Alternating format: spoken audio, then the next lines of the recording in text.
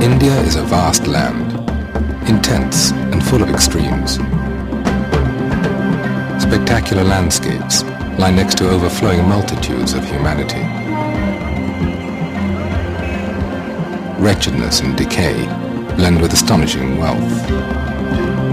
Side by side, one finds overwhelming noise and deep serenity, cruelty and kindness, dark ignorance and the highest wisdom. India is a land of paradox. Where else can one witness the sight of a prisoner weeping like a child in the arms of his jailer? But this is not just another Indian paradox. This is an entirely different story.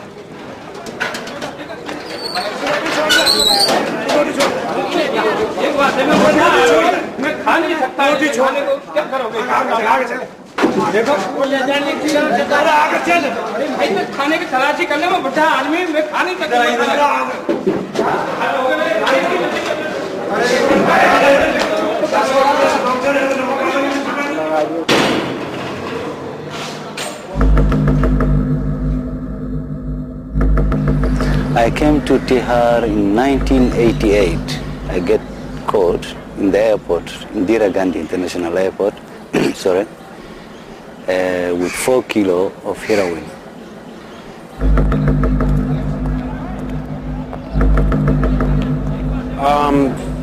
Put here on NDPS charge for allegedly possession of some chast.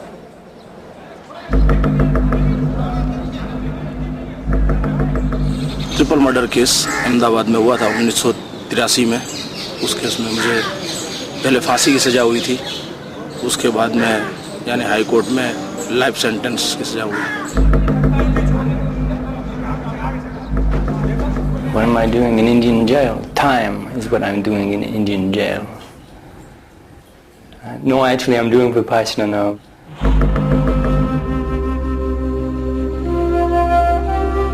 We are all prisoners, undergoing a life sentence, imprisoned by our own minds. We are all seeking parole, being hostages of our anger, fear, desire. Is there anyone who doesn't crave at one point or another to take something that is not his? Is there anyone who doesn't wish, at least once, to hurt the one who hurts him? It is a thin line that separates us from these people who stare at us from inside this cage. The same things that do not go beyond the threshold of our thoughts have crossed, in their case, the threshold of action. But still, we are alike. Inside our heads, we're all potential criminals.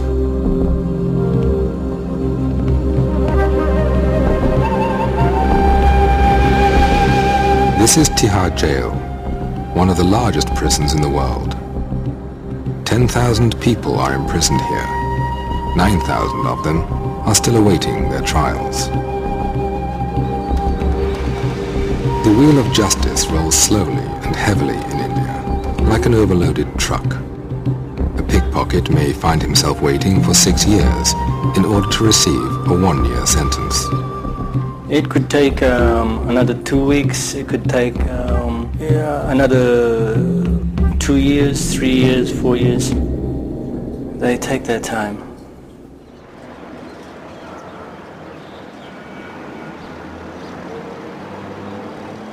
Located in suburban New Delhi, Tihar is India's best-known high-security prison. Due to its large population, it is divided into 4 separate jails. For decades, Tihar was notorious for its inhuman conditions. It was branded a veritable hell.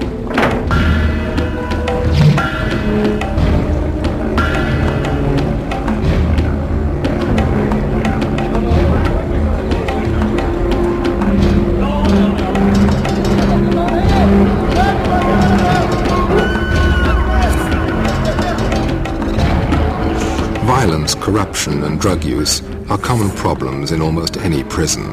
But in Tihar they were magnified due to congestion and harsh conditions. It was a horrible place. There was a lot of extortion, a lot of beating, a lot of gang fights inside the jails. There was a lot of problems, many problems. The combination of 1,000 convicts, along with thousands still awaiting their trials, had created a hierarchy of power and an explosive atmosphere. There are massive more under-trials than there are convicts. The few can control the many. Take from the under-trials. Convicts used extortion, and you beat a few people up occasionally, and the many will come across with a few rupees here, a few rupees there, you know. The inmates, they're not being themselves. I mean, this a macho image, I mean, tough, aggressive. You know, you get a few thousand macho people together, you know, and that's a lot of aggression, you know, and that's a lot of controlling, because this is prison. That's a lot of controlling to do. So I've understood when I first came here myself that sometimes the stick had to be used. But you have a point where you don't go beyond. The jail staff were trained under the old tradition of oppression, isolation and punishment. They believed that if the prisoners were made to suffer, they would not commit crimes after their release for fear of being sent back to this hell. But they were wrong. In Tihar, prisoners were specializing further in crime. I'm here now about 13 months. I was taking some heroin from Kathmandu to Toronto via the airport in New Delhi. I was searched in New Delhi and I was brought here. David is one of the foreign inmates kept in Tihar. Everybody is a legal expert in Tihar jail. Everybody knows all the ins and outs of the Indian system. It just so happens some of them will be here for 6 or 7 years maybe, but they'll tell you how to get out. With this record, Tihar was hardly the place to expect a breakthrough in prison reform. And yet, this is exactly what happened.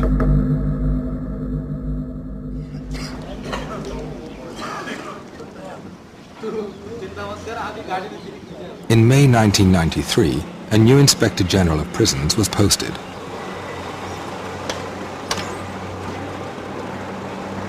The new IG was Kiran Bedi, a little woman with a big reputation and an even bigger vision.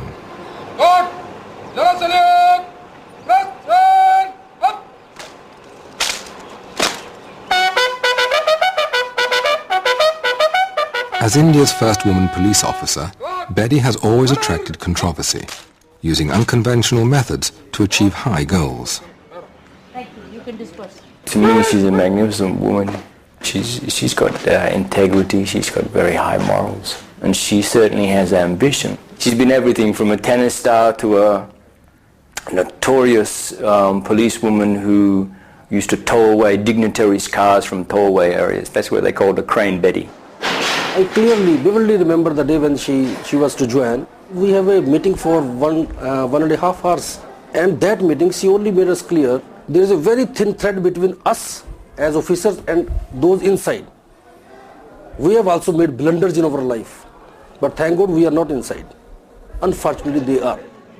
Right from the start, Betty told her staff that she intended to turn Tihar prison into a place for personal development, an ashram. I started to share with them my vision of a prison. I held my meetings, first of all told them that you're going to work as a team, work as a family. Asking them, are they aware of what their whole job priority is? What are they meant for? Are they here as watchmen or are they here for a larger job? Ever since she took office, she did a lot of a transformation. She's a person who solves problem. If you cannot solve a problem, that you are part of the problem yourself. We kept using a lot of love and care, actually giving them love and care. I allowed them books, canteen facilities, better medical care, clothing, radio, outside visitors. Before we were regarded here as, I don't know really what to, it's beyond description of the words. She showed us that we are human beings. And therefore, we deserve to be treated as human beings. I've talked to them, I've shared with them, I've read with them, I've laughed with them, I've sung with them, I've even danced with them. Is to make them feel as normal as they should be feeling. Why? Because after all, when they're going out, they have to go into normal society. So how can I keep them bottled up here and expect them to be normal when they're going out? I must release them as normal human beings, and if possible, even better human beings. This is a general feeling that those who have done some crime, they should be punished. This is fine, they should be punished. But after punishment, what? They will not live in jail all through their life. They will come out in the society, and if they are not reformed, they will commit more crimes. The atmosphere in Tihar had improved, but Betty knew that all material solutions are always partial solutions. She was seeking a deeper change. Human mind needs its own food. Human mind needs positivity. Human mind needs some higher thinking. So this was all I knew, because that's what my mind needs. Many of them did not know the way to change. They are ready to change. They said, we want to change. But how? They have no skills to handle their problems. How do I give them skills to handle themselves? What do I do? I was absolutely like a fish out of water. Where do I go for a magic? Who will come to this prison to counsel? Who will provide the psychological food? I was just looking for an answer. And I got an answer. The answer came, unexpectedly, from inside the prison. One morning, Betty was doing her daily rounds. A young jail officer approached her and told her of an age-old teaching called Vipassana. I was walking the prison and one officer, Rajendra Kumar, came to me. Said, Madam, you're looking for an answer? I have the answer. And what is the answer? There is a technique which change all. I also do a work of Vipassana meditation, and it changed a lot in myself. I was a very angry man. I would be horrible as a person, but I went for Vipassana and I'm a different person. Madam, if you don't believe me, ask my family, ask my colleagues. If you introduce this course in jail, so it will help all the inmates. They will get rid of their sufferings. And she immediately told me, you give me address. So he gave me the address of Mr. Ram Singh. I wrote a letter to Mr. Ram Singh saying, could I have you visit my prison? Exactly still not knowing what Vipassana stands for. What Kiran Bedi also did not know was that this technique had previously been tried in Indian prisons.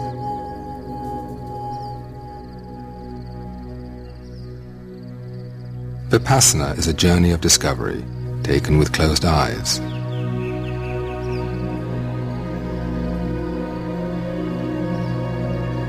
The goal is not simply to satisfy the traveler's curiosity, but to get transformed by the journey and start living a better life. Vipassana means insight, to see things as they really are, in their true nature. It is an ancient meditation technique discovered 25 centuries ago in India by a man named Siddhartha Gautama, known as the Buddha. The records from the Buddha's time tell remarkable stories of serial killers changed into saints and of cruel tyrants who became model rulers by practicing this technique. With the passing of time, civilizations rose and fell, but Vipassana was carefully preserved and passed on from generation to generation in South Asia.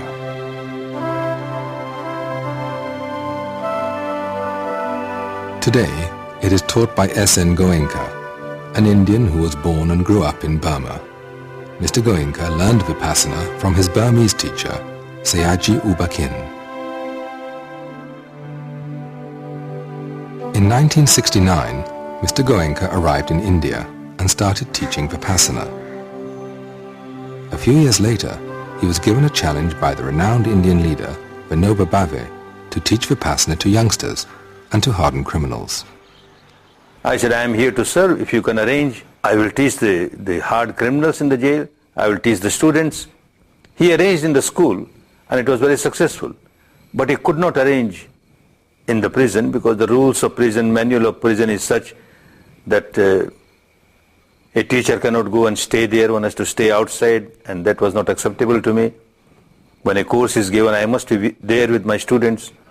It could not materialize. But later on, the Rajasthan government was good enough to relax their rules, and first course was given there in the Jaipur jail. In 1975, in Jaipur, prisoners learned Vipassana for the first time. Mr. Goenka insisted again on some conditions, and the prison authorities were trying hard to meet his demands. Before the course started, some people were brought in chains and ankle chains. So he said, what is this? I said, they are very hardened criminals and very dangerous criminals, and we want that they should also take a course. But he said, why have you put the chains on them? Because they are dangerous. He said, no, I can't give Dhamma to the people while they are in chains. So they have to be removed.